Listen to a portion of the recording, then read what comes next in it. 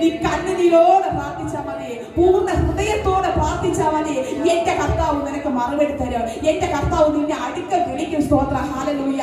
രാത്രിയുടെ യാമങ്ങളില് കർത്താവിന്റെ സന്നിധിയിൽ നീ കണ്ണുനീര് പകർന്നു കഴിഞ്ഞാൽ എന്റെ കർത്താവ് നിനക്ക് മറുപടി തരും. നമ്മൾ ജീവനുള്ള ദൈവത്തെയാണ് നമ്മൾ വിളിക്കുന്നത്.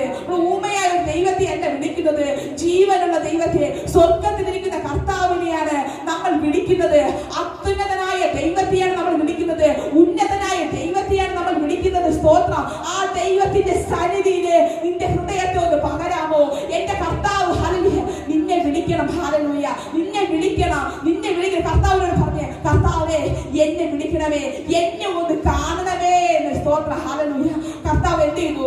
അവളെ കണ്ടിട്ട് ഹല്ലേലൂയ തുടർന്ന് എന്ത് ചെയ്തു? സ്തോത്രം, അവളെ വിളിച്ചു. സ്തോത്രം, ഹല്ലേലൂയ. അരികിൽ എന്ത് ചെയ്യണം?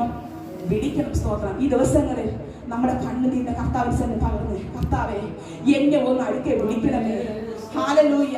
എന്ത് വേദനയാണോ, എന്ത് നിരാശയാണോ, എന്ത് ഭാരമാണോ, അപ്പന് ഒന്ന് കൊടുക്കാമോ? ഹല്ലേലൂയ.